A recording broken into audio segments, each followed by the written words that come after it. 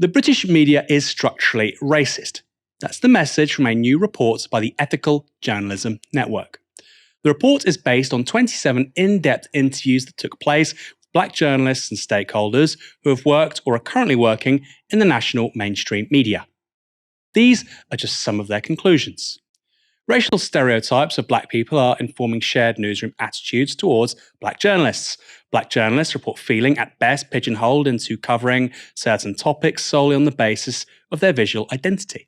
At worst, there is a shared experience of trauma associated with racist attitudes, which is perpetuating a culture of fear among black journalists.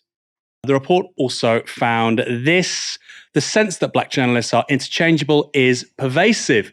Racial microaggressions are commonplace and further entrench feelings of trauma that many black journalists are facing. There is also an overwhelming agreement that bigotry is not taken seriously in the newsroom. The report concludes with this: representation of minoritized communities is weak in the UK news media. When race or racism is covered in the UK media, there is limited nuance and minimal reference to the deeper issues of institutional racism or the development of solutions. Voices and work by black-led media organisations such as Galdem, The Voice and Black Ballad should be uplifted and sustained by the mainstream media. The roles of race and community affairs correspondents need to be made more prominent and sustained within their media organisations. Maurice, you've had a long career in the British media, including as political editor at The Voice. What do you make of this report? It's quite depressing. And the reason it's depressing is that could have been written at any point of my career. It feels like I've been having that or similar conversations or reading similar reports to that for as long as I've been in journalism. I've been in journalism for nearly 30 years. Obviously, I'm older now and I'm not sort of working in the same spheres. I'm not new in a newsroom and all that sort of thing. I'd kind of hoped that things had moved on, at least to the extent that wouldn't hold true anymore. That feeling of either being completely othered. I mean, completely othered. The most othering I've ever felt is sort of walking into a national newspaper newsroom where everyone's middle class, everyone's white, everyone has different politics to me even.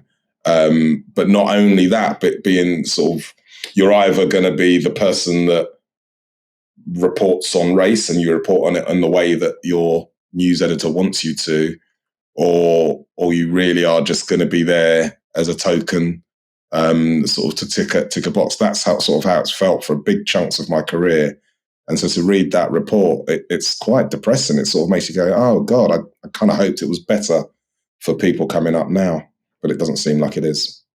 I mean, stereotypes, pigeonholed, interchangeable, lack of nuance, lack of deeper reference with regards to things like institutional racism. I mean, that's the full house, isn't it, in terms of the media failing to address issues of race. On the pigeonholed thing, I mean, I think of all of them, and none of it surprises me. I mean, it entirely tallies with what I've observed myself. And of course, I'm not a black person. I have friends and colleagues in the industry, and they say that as well. So none of it surprises me. But the pigeonholed thing of all of them feels like the sort of lowest hanging fruit, which is to say black journalists can have beats which aren't necessarily, relating to race. Seems quite a simple thing. And you see it, for instance, in sports journalism, right? I think that's probably the one area of British public life where journalism's quite healthy when it comes to race. Yeah. It's and that's partly because it's an outgrowth of the professional football industry, which is meritocratic. If you're not good at football, you won't be a professional footballer. But nowhere else do I see that in the UK media landscape. So you think that's fair that most young black British journalists coming into the industry are still pigeonholed in a way that you would have seen, say, 20, 30 years ago? Well, sadly, I mean, I'm certainly not going to disagree with their description of what they're experiencing. I'm fortunately not in that space anymore. If that's how they say it is, then of course I believe it.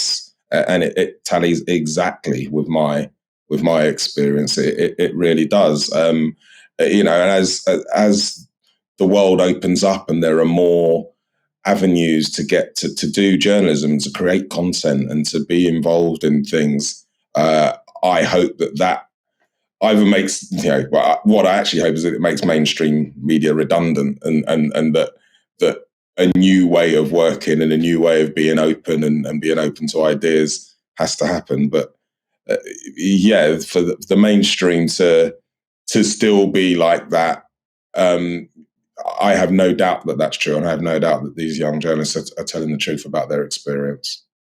You said a moment ago that I think I don't want to get this wrong. You said that one of the most racist places you'd stepped into was a newsroom. Was that right? The most othering that I'd felt. So I think in a lot of circumstances, you walk in and feel like, gosh, I really don't belong here.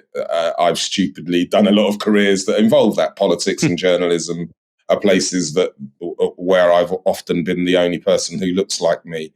But walking into a newsroom that I think is particularly like that, in that it's very class ridden. Everyone obviously they know each other because they all work together, but they all come from the same backgrounds.